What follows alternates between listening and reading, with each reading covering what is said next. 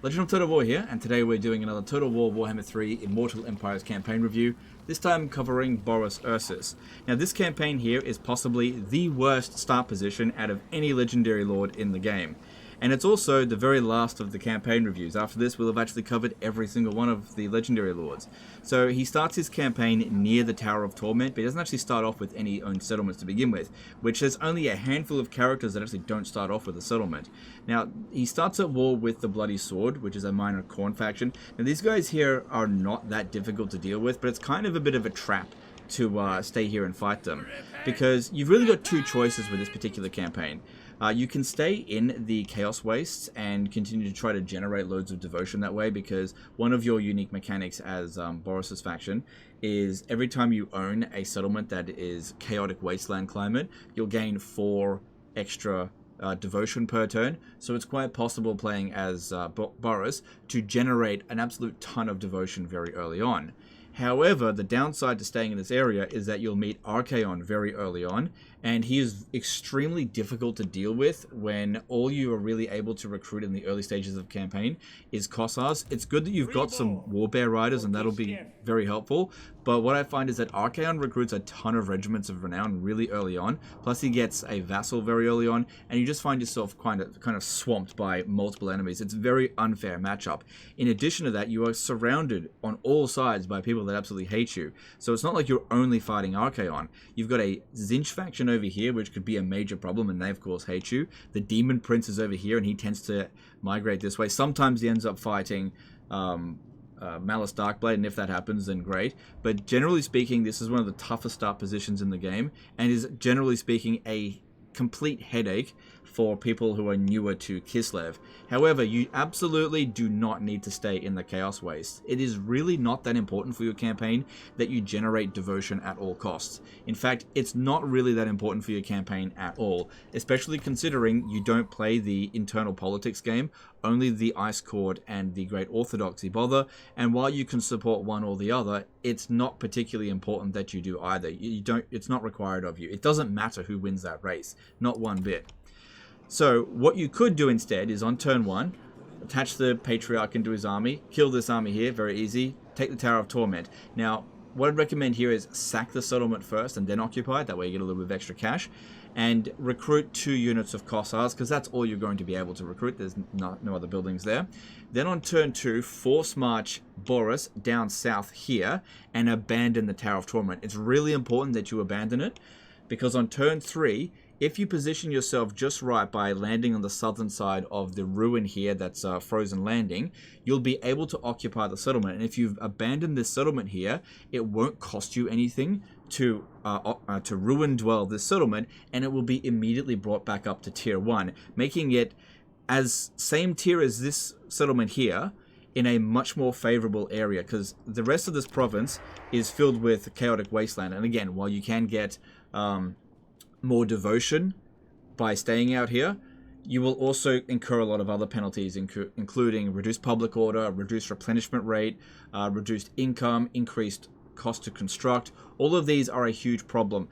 Getting money in the early stages of the campaign for Kislev is way more important than getting devotion. So it's just kind of a sucky way to start your campaign. And down here, while you will have chaos corruption to deal with, none of the settlements are Chaotic Wasteland. So when you land here, you'll have another opportunity to recruit some more units, and then your new first enemy, I suppose, is the Goramandi tribe, which is pretty easy to deal with, and you can negotiate with the Ropsman tribe over here, Ropsman clan, to go to war with them, and then together you can double team the Norskins out here quite easily. And then when you're done with them, if you want, you can go and turn on these guys and go and capture Prague, which is way better than anything that you're going to find out this way. And also, by capturing Prague, you will meet Katerin, your first real ally in this campaign here. So getting a reliable trade agreement, defensive alliance, whatever it is that you want to do, that's all very possible for you. And getting the possibility for establishing good relationships so that you can confederate her later down the track. She's a very good legendary lord. But if you stay out here and continue fighting in the Chaos Waste, you're probably not going to encounter Katerin for a really long time. So it's entirely up to you which way you want to go about it. In addition to coming down this way, you've also got Krakadrak over here, which can be fairly friendly. They tend to get overrun by by Wintertooth at some point, but then once they've done that, if you go and capture this area off Wintertooth, there's some good gems over here, but also really importantly, there is iron at the Temple of Heimkul, and iron is one of the most important resources for Kislev since it globally reduces your upkeep costs. So it's entirely up to you which way you want to go about it, but consider this way. If you're looking for a challenge in this campaign, then stay in the Chaos Waste. You can definitely manage it, but it's definitely going to be a challenge. But if you're primarily picking Boris because you like what he brings to the table, but you just don't want to have this headache of a northern campaign, then my advice would be to go down to the Frozen Landing and make a more southern part of the campaign. But it's entirely up to you. Both options are viable. It depends on your skill level and also how you want your campaign to progress. Going down this way here will also mean that you'll avoid meeting Archaon a little bit earlier than if you stay up this way. Okay, now, let's talk about Boris Ursus himself. He is a really good legendary lord. He's got a lot of good bonuses within his skills line. So if we have a look at his trait here, he's got the trait Red Tsar, which reduces upkeep cost of Warbear Riders by 50%, which is absolutely huge. Leadership when fighting against Chaos factions, including Chaos Dwarfs. They just added that there. And additional 9 melee attack when fighting Chaos factions, and he's immune to Chaos Undivided Corruption and Chaos Waste Attrition. But that's only for his army. See, secondary armies that you might recruit are not going to have that immunity to Chaos Waste Attrition, which is another reason why staying out in the Chaos Wastes is a real pain in the ass, because you're going to need more than one army to handle Archaon. If we have a look at his unique line here, so he's got a generic blue line, generic red line, generic melee line, and then he's got a unique line with a couple of other ones over here. So he's got the trait skill Stout-Hearted, which gives hit points plus 10%, leadership plus 5. Fearless Fighter for bonus versus large plus 24 and immune to psychology. Brother of Bears for extra weapon strength, 16% for bear riders and elemental bear units. Band of Brutes for 6 leadership for Tsar guard units attached to the army. And weapon strength plus 10% for Tsar guard units. The Great Reclaimer for campaign movement range plus 10%. And Elemental Regeneration, passive ability regeneration for elemental bear units. Now, I'm not really a huge fan of elemental bears, but you definitely can make a decent doom stack with Tsar Boris if you want. But I usually prefer to go with the Warbear Riders. I just think they're way better and also just ridiculously cheap, a really cost-effective unit for can be a very difficult campaign. He's also got some other unique skills over here. So you got Resettler, which provides growth plus 10 all provinces, no colonization cost faction-wide.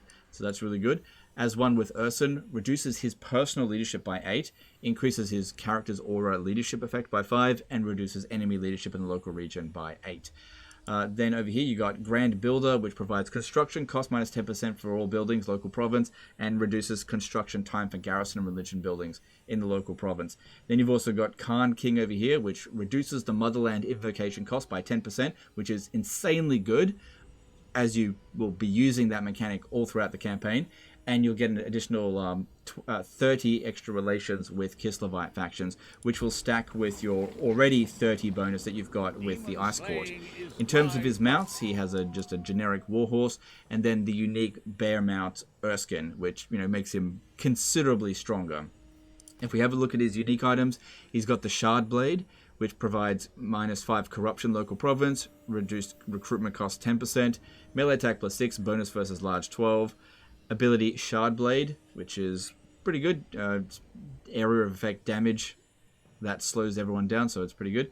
And then he's also got the Armor of Ursun, which gives 10 extra armor, enemy hero action success chance minus 10%, wound recovery minus 1, melee defense plus 8, and passive ability Armor of Ursun, which gives base weapon damage 18%, armor piercing weapon damage 18%, melee attack plus 12, but his hit points have to be below 50% for it to activate.